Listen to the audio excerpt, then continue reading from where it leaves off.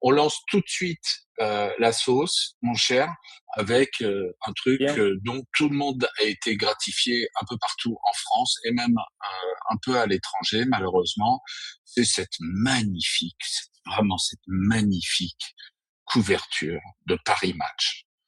Euh, qu'est-ce que ça t'a inspiré, toi, mon cher? Alors, comme d'habitude, avec un petit brin de naïveté, je me suis posé la question de savoir si, s'ils réalisaient. Alors, je parle pas de Paris Match, parce que Paris Match, c'est devenu ce que c'est devenu. On va rester poli, hein, le dimanche matin, mais enfin le dimanche midi. C'est devenu ce que c'est devenu, mais est-ce que alors, l'équipe présidentielle, l'équipe qui entoure le président, donc toute la com, les Mimi Marchand et compagnie là, est-ce qu'ils réalisent un quart de seconde qu'en pleine période d'incendie, de décès de pompiers, de manque de Canadair, je ne sais pas si vous avez vu, d'ailleurs, on a reçu un magnifique, en prêt bien sûr, un magnifique hélicoptère bombardier d'eau là, de nos amis australiens. On en est là, hein, quand même, la sixième puissance du monde dépend de prêt de matériel de l'autre bout du monde. Toutes les questions évidemment liées à la canicule également, hein, avec aussi là des décès, notamment par noyade, et puis des décès. Il y avait une vieille dame qui était décédée sous les toits. Enfin, les histoires de clim, pas clim et tout ça, je ne pige pas. Alors, je parle même pas des hôpitaux et des EHPAD. Je ne pige pas, réellement, hein, sincèrement, je pige pas comment on a pu arriver à ce résultat. Parce qu'évidemment, ce sont des images posées. C'est pas des trucs, voire commandés. C'est pas des trucs. Là, on voit bien qu'il voit qu'il est pris en photo. Il y a aucune ambiguïté. Et surtout, on sait très bien que c'est des trucs de com préparés au large de Brégançon, en l'occurrence. Donc, comment on peut imaginer un quart de seconde avec les jets, là, les jets d'eau autour de lui? Comment on peut imaginer qu'une image comme celle-ci, même s'il n'a plus rien à perdre, puisque c'est sa dernière année, ce seront ses derniers vœux au mois de décembre, c'est un peu la fin de règne Ouais, d'empire à la con.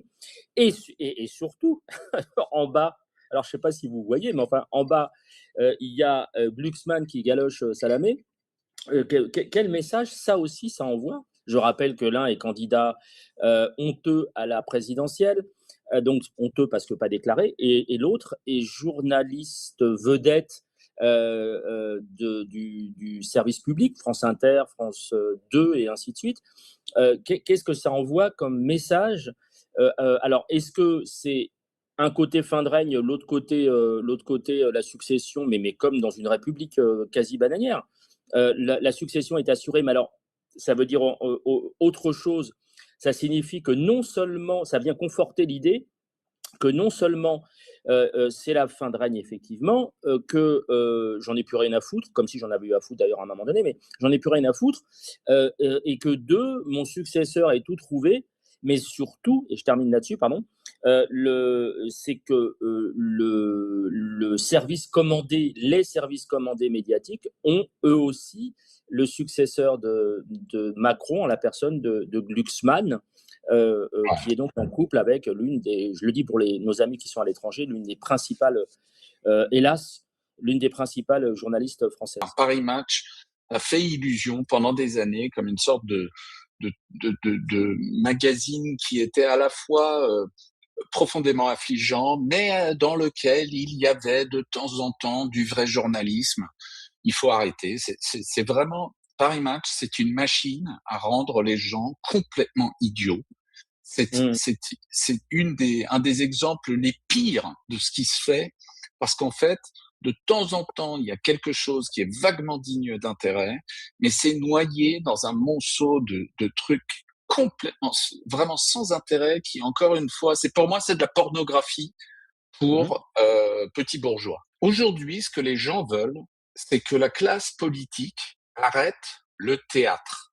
Ce que les gens veulent, c'est que les gens arrêtent de se préparer, de se maquiller, de se grimer, de faire semblant. Ce que les gens, ce que les peuples occidentaux demandent, c'est que l'écart entre la parole et les actes, qui est devenu quelque part la signature, Mm. la marque de fabrique des élites politiques occidentales, que cet écart s'amenuise.